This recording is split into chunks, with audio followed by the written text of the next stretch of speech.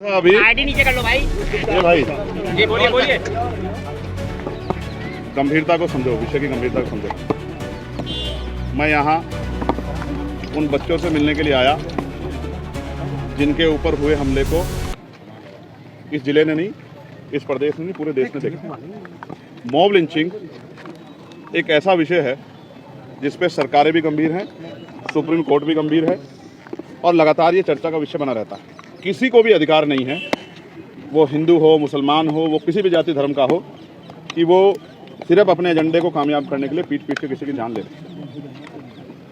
इस पूरे मामले को दूर से देखना, समझना, इसके बाद इसमें हाथ डालना, इसमें आना, ये हर किसी के बस की बात नहीं है। जब तक आप, क्योंकि आपके अंदर कोई इंसानियत जिंदा ना हो, आप अगर इंसानियत को पीछे रखोगे, जाति धर्म के आधार पर देखोगे तो आपको दिखेगा, बहुत कुछ दिखेगा इस मामले में।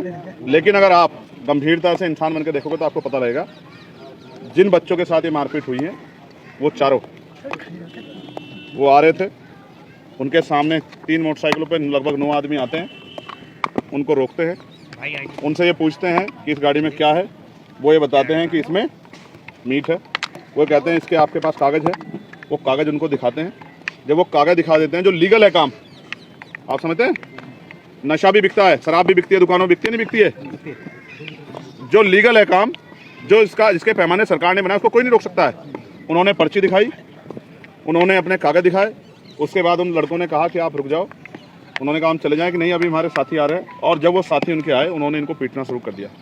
जिस तरह जानवरों को मारते उस तरह मारा। मैंने सर देखे, एक एक को 50-50 से ज़्यादा टाँके आए हुए हैं। शरीर का कोई हिस्सा ऐसा नहीं है जिस पर जख्म ना हो, कानों से आवाज़ नहीं आ रही है, सर में ब्लड जम गया है, ब्लीडिंग हुई है, माइंड में हड्डियाँ टूटी हैं, एक्सरे इस बात का गवाह है। ये सब चीज़ें होने के बाद अपनी जान बचाने के लिए, अगर कोई आदमी अपराध करता है तो अपनी जान बचाने के लिए कोई तो रास्ता अख्तियार करता है। भाई पुलिस जांच करे, दूध का दूध, पानी का पानी करे। जांच नहीं की, कुछ नहीं की। आनन फानन में जिन्होंने ये घटना की, ये मरना जाए इसलिए मुकदमे लिख दिए और बाद में इनके खिलाफ भी क्रॉस FIR कर दी। वो पेशेंटों को पुलिस ही लेके आई, उनको यहाँ पीड़ितों को, उनका नाम भी जान सब, फिर अज्ञात में FIR इसलिए की क्योंकि यहाँ के नेताओं का दबाव है कि इस मामले में क्रॉस FIR करो, जिससे इसमें फैसला हो जाए। वो इस हालत में नहीं है कि वो उनको डिस्चार्ज किया जाए, लेकिन कई जानकारी ऐसी मिलती है कि उस तरह का सहयोग डॉक्टर का नहीं मिल रहा जो मिलना चाहिए। मैं यहाँ के डॉक्टरों से हाथ जोड़ के आग्रह करता हूँ, उनकी जान बचाओ। क्या हुआ है, वो क्या कर रहे थे, कहाँ से आए थे, कैसे आए थे, इसका सबसे बड़ा उदाहरण तो यही होगा ना कि वही अपने मुँह से सारी बात बता दे, वही कोर्ट में खड़े होकर बताएं, वही पुलिस को बताएं, वही जज साहब के सामने अपनी बात रखें। तो उनकी जान की सुरक्षा करना अभी बहुत जरूरी है। मैं यहाँ और मैं बहुत जिम्मेदारी से कह रहा हूँ। उन्होंने मुझे बताया कि वो पैसे लेते हैं, टैक्स मांगते हैं इस नाम का, अवैध वसूली करते हैं। अभी 2 हफ्ते पहले उन्होंने 2,80,000 रुपये लिए थे।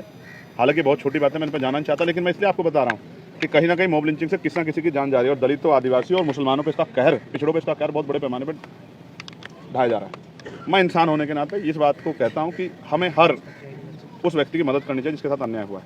मुझे, मीडिया को, हम सब लोगों को, आप नहीं देख रहे पत्रकारों के साथ क्या मॉब लिंचिंग नहीं हो रही है? कोई पत्रकार अगर किसी नेता के खिलाफ सही न्यूज़ चला दे रहा है तो उस पत्रकार की मॉब लिंचिंग हो जा रही है। ये आज सवाल लोकतांत्रिक व्यवस्था पे, हमारे संवैधानिक मूल्यों पर है। इसलिए मुझे और आपको जोर शोर से आवाज उठानी चाहिए कि उन बच्चों को अच्छा इलाज मिले, वो स्वस्थ हो जाए और फिर उनको न्याय मिले और उनके खिलाफ जो झूठी FIR की गई है उसको रद्द किया जाए। अभी एक बहुत इंपॉर्टेंट पॉइंट ये है, पार्लियामेंट में कानून बना है, सुप्रीम कोर्ट ने संज्ञान लिया है और एक धारा है 117 की 4 BNS की, वो धारा मॉब लिंचिंग में लगती है। सुप्रीम कोर्ट का ऑर्डर है, सुप्रीम कोर्ट का आदेश है, वो धारा इसमें नहीं लगी।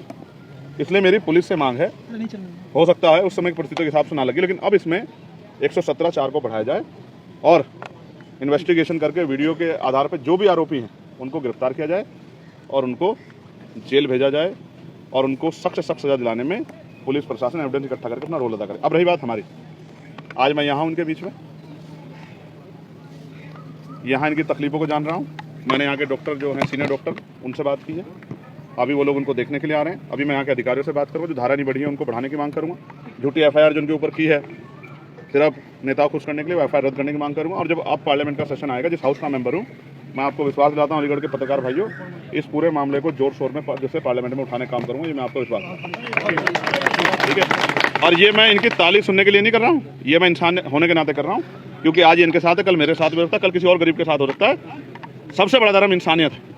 अगर कोई गैर कानूनी काम करता है उसको पुलिस सजा दे, उसको कोर्ट सजा दे, लेकिन अगर भीड़ को आप ये छूट दोगे तो भीड़ कल किसको कुचल देगी, इसकी जिम्मेदारी आप लोग नहीं उठा। परमानेंट सॉल्यूशन क्या मॉब लिंचिंग का? परमानेंट सोल्यूशन ये है कि कोर्ट इस पे सख्त, जितनी मॉब लिंचिंग हुई है उन पे सख्त कार्रवाई करे और पुलिस निष्पक्ष कार्रवाई करे, सत्ता के हिसाब से कार्रवाई नहीं करे।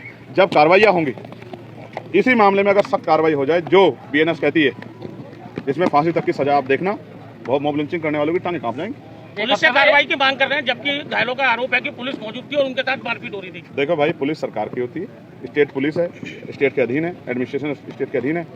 मजबूरी में अच्छा काम भी करना चाहते हैं, नहीं ज़्यादा अच्छा करने की कोशिश करेंगे तो यहाँ से हटा के भगा दी जाएगी, कहीं और सस्पेंड ट्रांसफर कर जाएगा, पोस्टिंग कर दी जाएगी, सस्पेंड कर दिए जाएंगे। हम तो अपनी आंखों के सामने देख रहे हैं। ऐसा नहीं कि पुलिसकर्मी सारे बुरे हैं, कुछ पुलिसकर्मी ऐसे हो सकते हैं जो जाति धर्म के आधार पर कार्य करते हैं, लेकिन सब पुलिसकर्मी बुरे नहीं है। मैं पुलिसकर्मियों का सबसे बड़ा समर्थक हूँ, उनके लिए पार्लियामेंट में मांग उठाता हूँ, इनकी छुट्टी करो सब।